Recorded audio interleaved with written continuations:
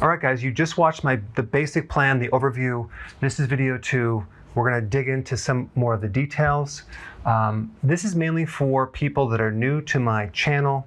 Again, I have 2,500 videos, and you can get lost in all the details. This is the second video that you should watch. And we're combining healthy keto with intermittent fasting. Okay, all right, number 1, you wanna go as long as you can in the morning without eating.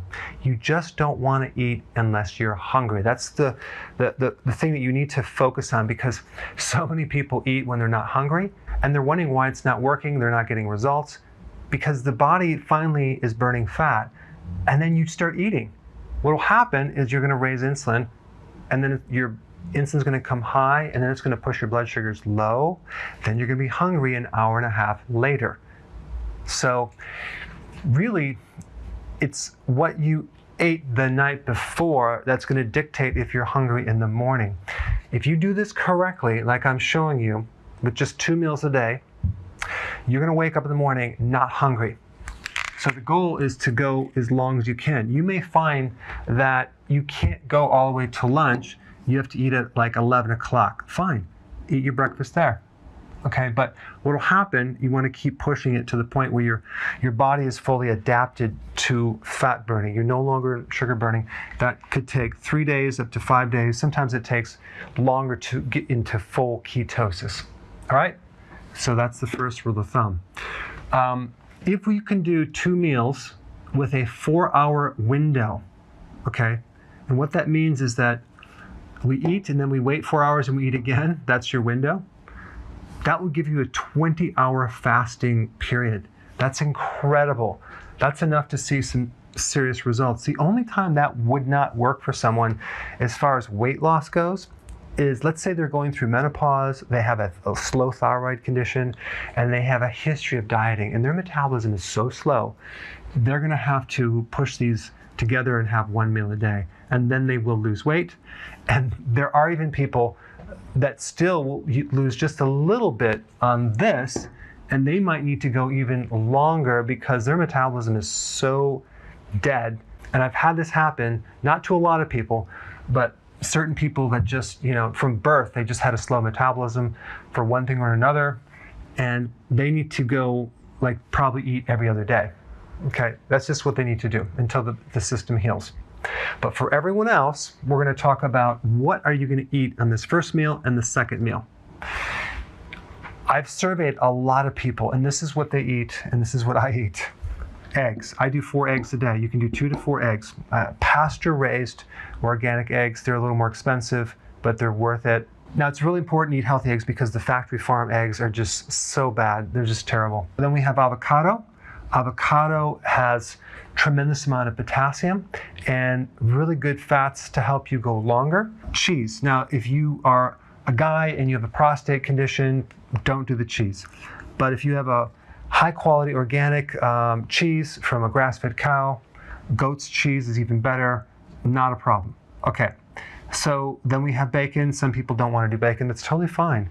I like bacon. I do bacon from the farmer's market. If you're going to go to the health food store, get the nitrate-free organic bacon with sugars less than 1 gram. Nut butters, you can do almond butter, peanut butter, make sure there's no sugar in it, maybe a couple of tablespoons. Now, the reason for this is to give you enough fat, especially in the beginning, so you can go longer, okay, without getting hungry. You're eating at 12, you have a hamburger or a piece of meat, or a lamb or whatever meat that you want, 3 to 6 ounces.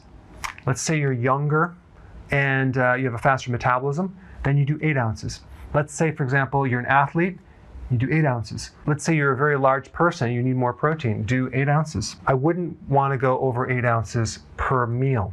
Now, we're not talking about actual protein grams, we're talking about the actual product of meat itself, okay? 3 to 6 ounces or 8 ounces. So you don't have to calculate the grams inside that meat. It is a big difference. And then we consume our vegetables.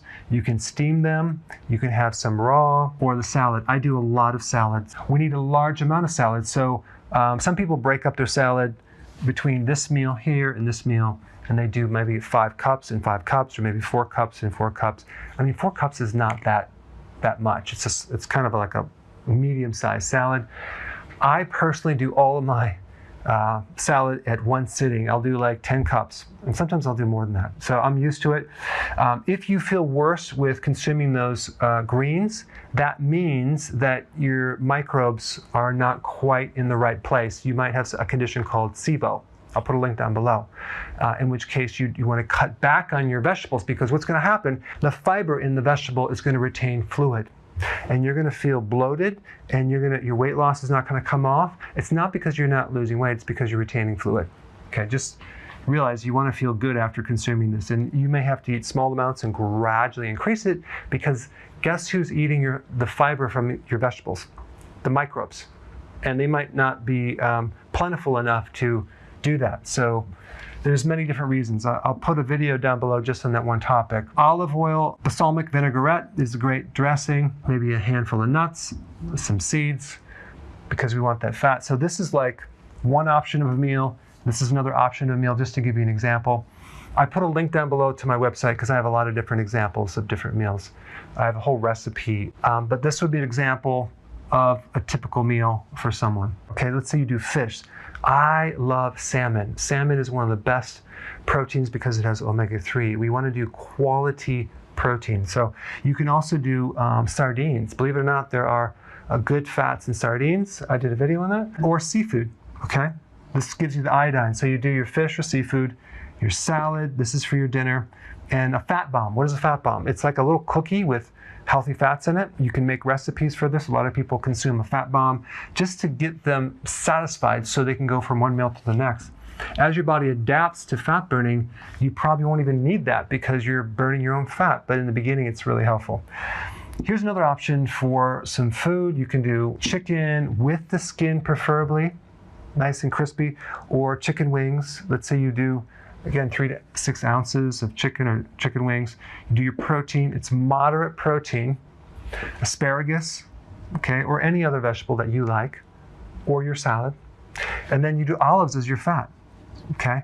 I do a lot of nuts myself. I do that after the meal to the point where I'm like really satisfied so I can go longer. But the key is not snacking at night. So you want to add enough fat to go from this meal all the way to breakfast. Now, the number one weakness people have, I just realized, was boredom. So you're gonna have to keep really busy right here and make sure you're not bored so you don't eat the wrong thing. You can consume your vitamins. It's not a problem any time of the day. Apple cider vinegar, a teaspoon, and some lemon is really good to have when you drink water. Coffee in the morning, try to just do one. You can do tea.